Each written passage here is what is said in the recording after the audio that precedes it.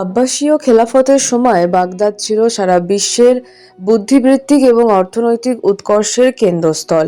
সেই সময়ের বিজ্ঞান চর্চায় রাজকীয় পৃষ্ঠপোষকতার সবচেয়ে বড় উদাহরণ হল বাইতুল হিকমা বা হাউস অব উইজডম।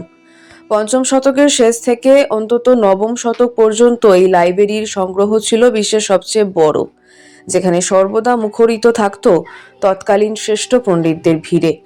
বায়তুল হিকমার ধারণার সূচনা হয় খলিফা আল মনসুরের হাত ধরে, যখন তিনি রাজধানী বাগদাদে সরিয়ে আনেন। তার মূল উদ্দেশ্য ছিল উমাইয়াদের প্রভাব মুছে ফেলা।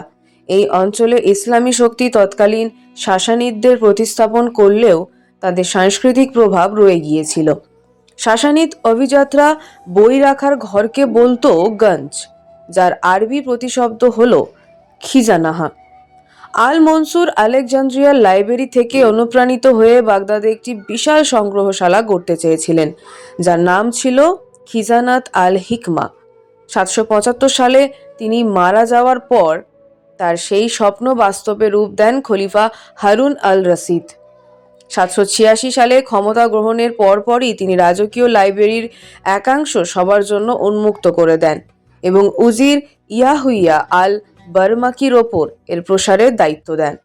শুরুতে এই লাইব্রেরিতে খলিফাদের পূর্বপুরুষদের সংগ্রহে থাকা শিল্প সাহিত্য এবং বিজ্ঞানের বইগুলো স্থান পায়। তখন মূলত পারস্যের উপকথা এবং জ্যোতির্বিজ্ঞানের গ্রন্থগুলো আরবিতে অনুবাদ করার জন্য বিশেষ লেখক ও বাধাইকারক নিয়োগ দেওয়া হয়।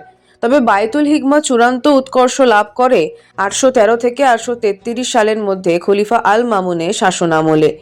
তিনি মূল ভবনকে বিশাল এক একাডেমিতে রূপান্তর করেন এবং তার নাম দেন বায়তুল হিকমা। 829 সালে তিনি এখানে একটি মানমন্দির বা অবজারভেটরিও স্থাপন করেন।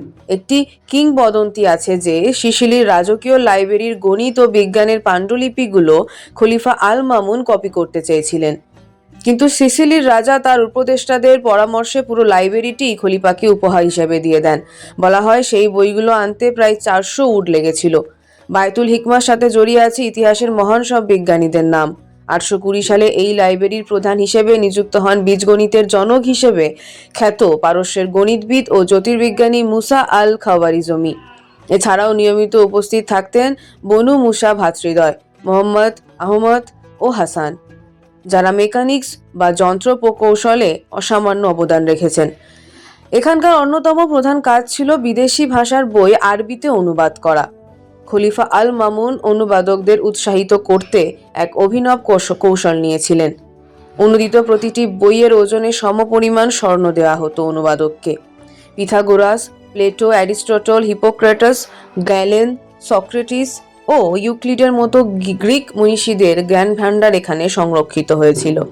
আল কিন্দি অ্যারিস্টটলের কাছে এবং হুনায়ুন ইবন ইসহাক হিপ্রোক্রেটসের অনুবাদে যুক্ত ছিলেন। অন্যান্য বিখ্যাত অনুবাদকদের মধ্যে ছিলেন আল বাতরিক, হাজ্জাজ ইবন মাতের, আল বুলবাকি এবং ছাবিত ইবন কুরহা। এই লাইব্রেরির কারণেই আরব গণিতবিদেরা ভারতের সংস্কৃত গ্রন্থ থেকে শূন্য বা জিরোর ধারণা এবং বিশেষ সংখ্যা পদ্ধতির সুযোগ পান, যা আজকের আধুনিক আরবি সংখ্যা পদ্ধতির ভিত্তি।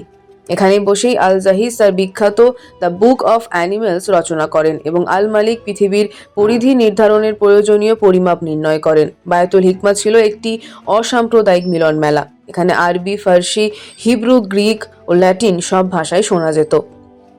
খ্রিস্টান চিকিৎসক হুনায়ুন ইবন ইসহাক এখানে বসেই গ্রিক ওল্ড টেস্টামেন্ট বা সেপ্টুয়াজিন্ট আরবিতে অনুবাদ করেন, যদিও সেটি পরবর্তীকালে হারিয়ে যায়। খলিফা আল মামুনের মৃত্যুর পর থেকেই এর অবক্ষয় শুরু হয়। পরবর্তী খলিফা আল মুতাসিমের সময় প্রশাসনিক কাজকর্ম সামারায় সরিয়ে নেওয়ায় লাইব্রেরির প্রতি রাজকীয় মনোযোগ কমে যায়। তবে এর চূড়ান্ত ধ্বংস ঘটে 1258 সালে মঙ্গল বাহিনীর আক্রমণে।